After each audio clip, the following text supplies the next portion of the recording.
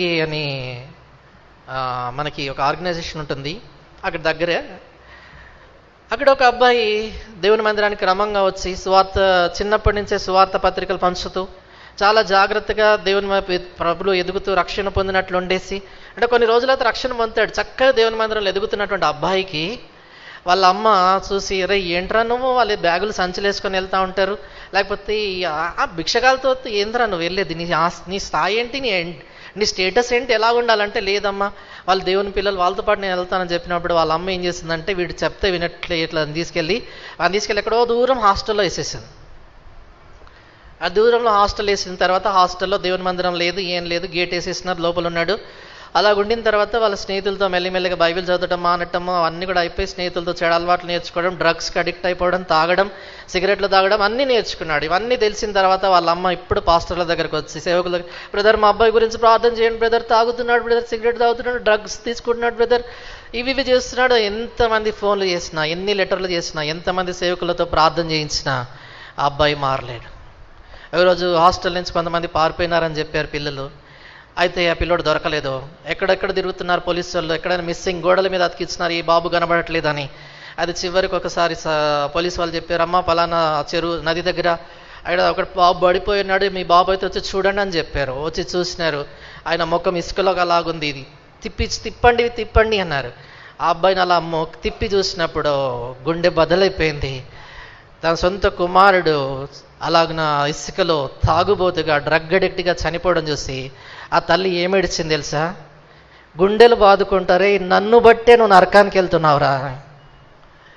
ఈరోజు ఎంతమంది తల్లులు పరలోకానికి వెళ్తున్నారు, పిల్లలు నరకానికి వెళ్తున్నారు. ఎంతమంది తండ్రులు పరలోకానికి వెళ్తున్నారు, పిల్లలు నరకానికి వెళ్తున్నారు. మీ పిల్లలకి స్టేటస్ కావాలా, దేవుని మందిరం కావాలా?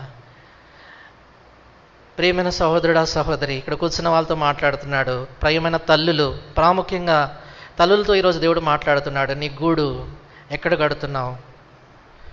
బలిపీఠం దగ్గర దేవుని మందిరంలో కడుతున్నావా? కొండల మీద ఏషావులో కడుతున్నావా? మొన్నటి దినాన్ని ఒక సాక్ష్యం వింటూ వచ్చాను. ఆయన ఇక్కడే ఎర్రగుంట్ల ప్రాంతంలో ఎప్పుడు 3 గంటల వరకు కూడా వాక్యం ఇవన్నీ విసిగిపోయాడట. దాని తర్వాత వాళ్ళ అమ్మ ఎప్పుడు మందిరంలో పెడుతుందని అట్లాంటిది అప్పుడు వాళ్ళ అమ్మ వచ్చిన తర్వాత దేవుని సేవకుడు తీసుకెళ్ళిందంట. దేవుని సేవకుడు అన్నాడు, దేవుని మందిరానికి వస్తున్నావా? దూరం అవుతుంది బ్రదర్, అందుకే రావట్లేదు. దేవుని మందిరంలో దశమ భాగం వేస్తున్నావా అంటే సుర్రుమనిందంట. నాకు 15వ తేదీకి ₹1 మిగలట్లేదు, దశమ భాగం వేస్తున్నావా? దాని తర్వాత వాళ్ళ అమ్మ చెప్పిందంట, దేవుని సేవకుడు చెప్పినట్టు చేయరా అనింది. దేవుడు సేవకుడు చెప్పినట్లు దేవుని మందిరాన్ని దూరమైనా కష్టపడి వెళ్ళాడు.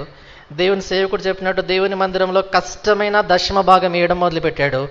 ఈరోజు ఆయన కేంద్ర ప్రభుత్వంలో ఉన్నతమైనటువంటి అధికారం స్థితికి దేవుడు తీసుకొచ్చాడు. ఎలక్షన్ సమయంలో కూడా ఉన్నతమైనటువంటి హోదాల్లో దేవుడు ఆయనని ఒక పెద్ద ఆఫీసర్గా దేవుడు ఆయన తీసుకొచ్చాడు. వాళ్ళమ్మ ఏ దినాన దేవుని మందిరంలో పెంచిన తల్లి వాళ్ళ ఇంటికి వెళ్తే నడవలేని స్థితిలో పడక మీద పడుకొని ఉంది. పడక మీదనే అన్ని చూసుకోవడానికి ఒక ఆయన పెట్టారు.